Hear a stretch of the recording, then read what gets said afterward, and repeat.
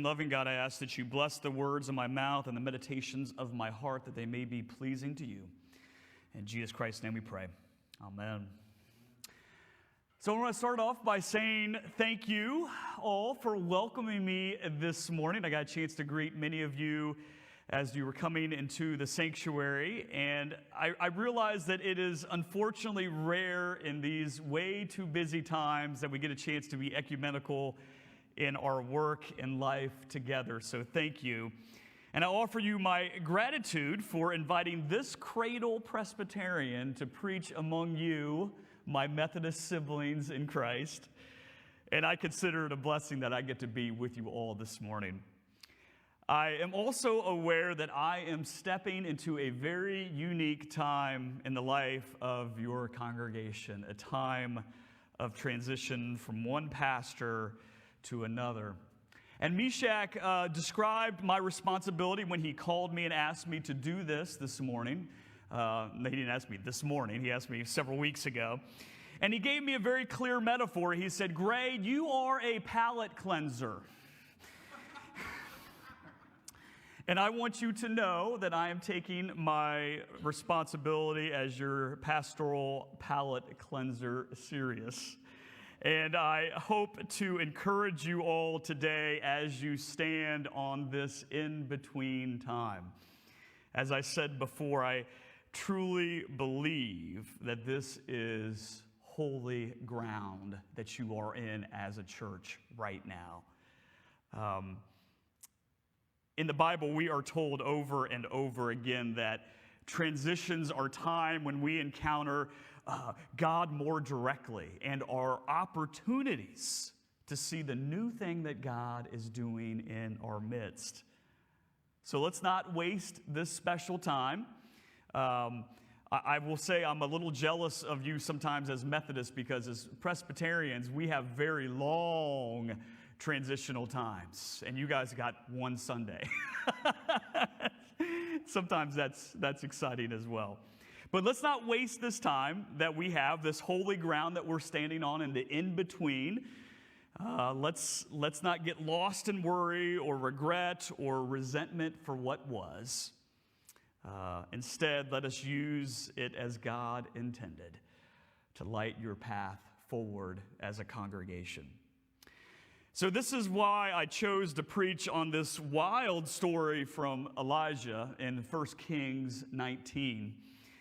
Because I think it can help us and help you as a church to make sense of how God is at work in the chaos of transition.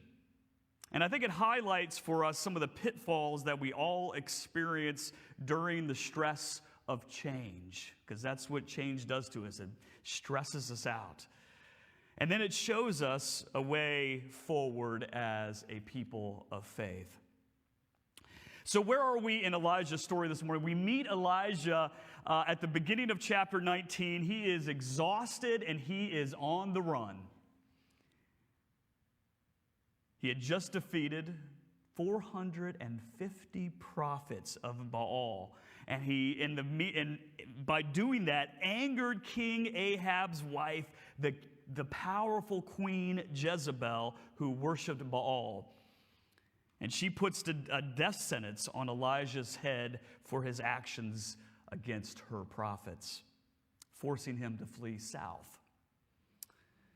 So leaving behind his servant, Elijah heads to the wilderness alone to hide and recover. And what should have been the pinnacle of his prophetic career now has become the source of his depression.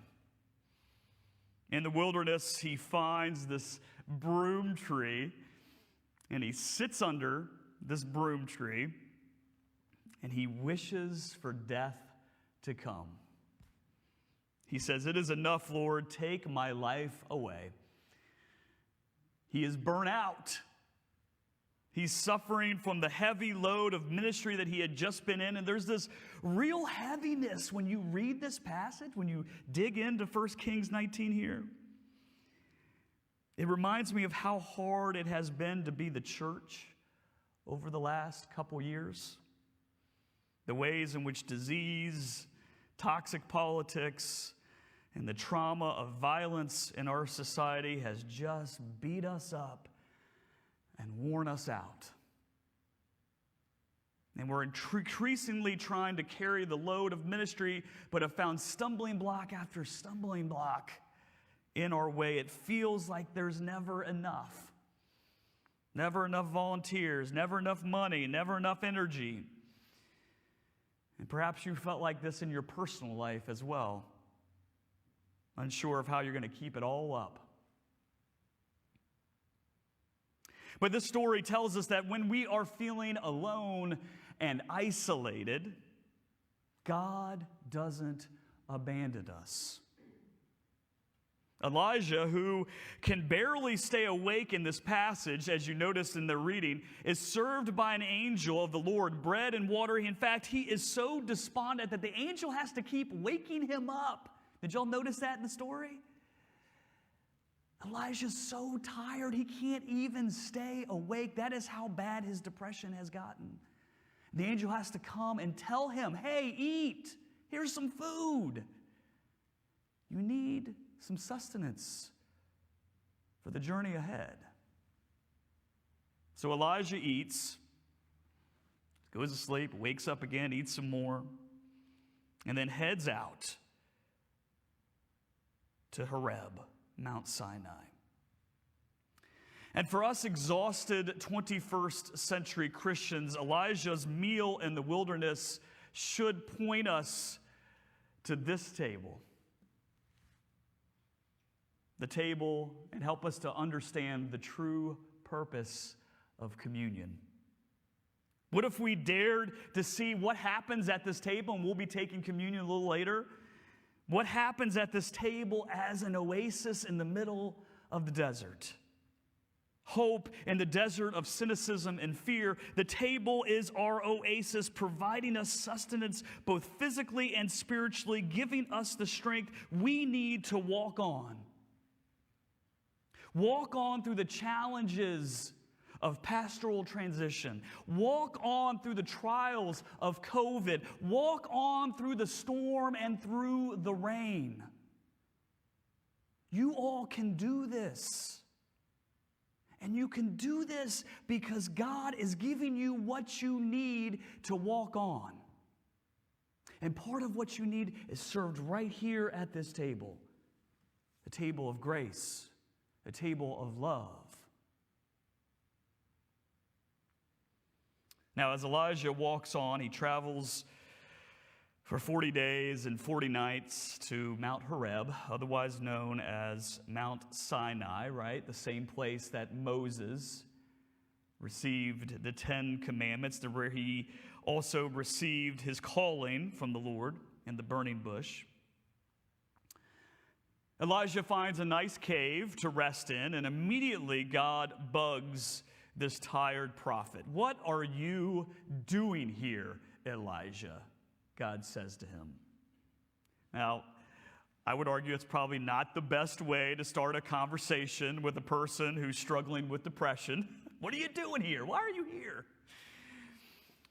But Elijah responds. He rants about how alone he is and how the rest of Israel has abandoned God. Now, the strange thing about this passage of Elijah's complaint is that it's actually not true. If you had read the narrative up to this point in the book of Elijah of 1 Kings, you would see that actually there are prophets who are still alive. And that, in fact, Israel has not turned away from God. They've actually been faithful at this point in the story. It's very strange that his complaints are not true or accurate to reality. And this tells us something important about how our brains operate under stress, exhaustion, and depression. They lie to us, making us believe things that are not true about the world around us and about ourselves. I think you all have experienced that before, right? Where your brain sends you down these negative rabbit holes where everything's bad and it's never good enough and you are unworthy of God's love. I think this can happen to a church as well, especially during times of pastoral transitions where the fear of the unknown brings stress and anxiety. It will be tempting as a church to clench your fists and close off your hearts as change happens. But don't allow yourselves to be ruled by stress or by anxiety. They will not serve you well. Instead, find ways to take these clenched fists and open them up. Find ways to be surprised by the grace of God springing up in unexpected places. God told Elijah to go to the top of the mountain and wait for the Lord to pass by. And what plays out here on top of this mountain is like God's greatest hits. That's what's happening here. All the ways Israel traditionally understood God would show up.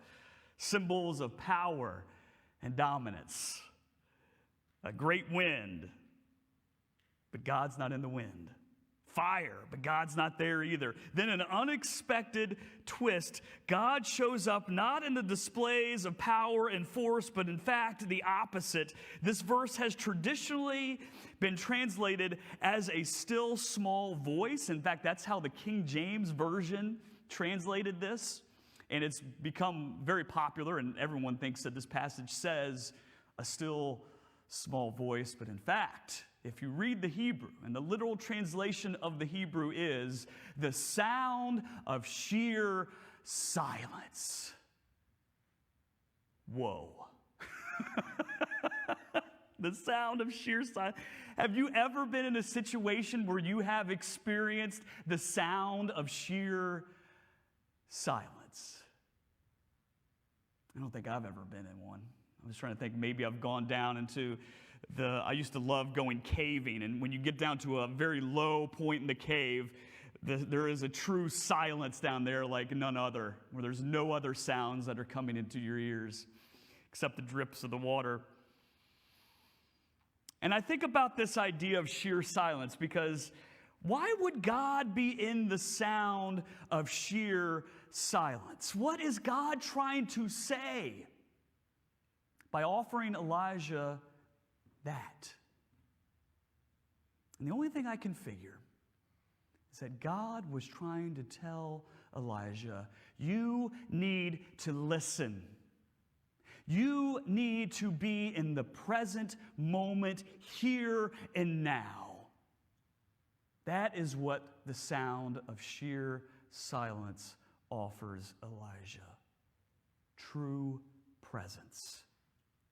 Because he had 1,000 negative rabbit holes rolling around in his head. And God said, no, I need you to be here now. I need you to listen.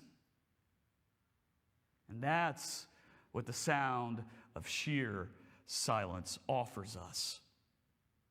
An invitation. An invitation for us to be present to the God who is at work all around us. An invitation to stop checking out, to let go of our worry, regret, and resentment, and truly listen for God's voice calling us forward. When was the last time you sat in silence and was fully present with God? When your anxiety and your fear flare up during this time, return back to the silence. Back to a stance of openness. Accept God's invitation and listen. It may take you a minute to get there, right?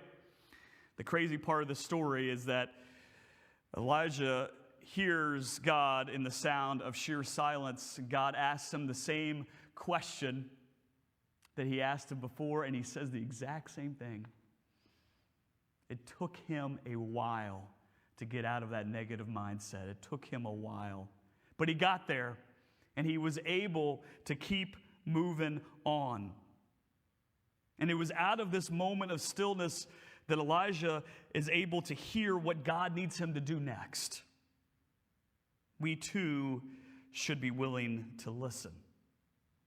So in the spirit of God's presence, in the sheer silence, let us take 30 seconds to open our hearts to God. And you may even want to just keep your hands open and by your sides. Open up your hands so that you can experience God's openness. Let us take a minute, have 30 seconds.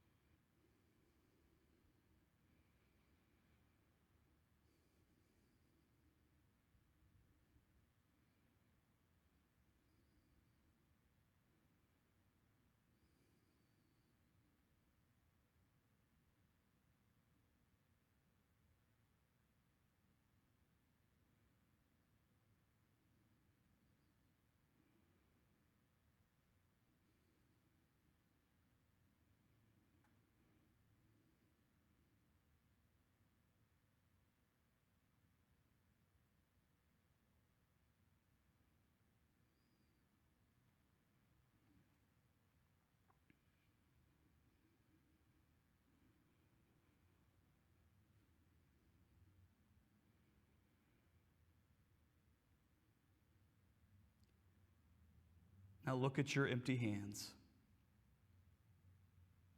What are you anticipating God doing with these hands?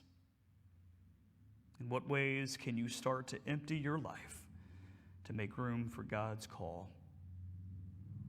Open hands mean you are ready to answer God's call, and at any moment, Jesus may offer you the unexpected gift of grace and ask you to use your hands to serve, to give, or heal those in need. And it all starts with empty hands. And then now in the name of the Father, and of the Son, and of the Holy Spirit. Amen.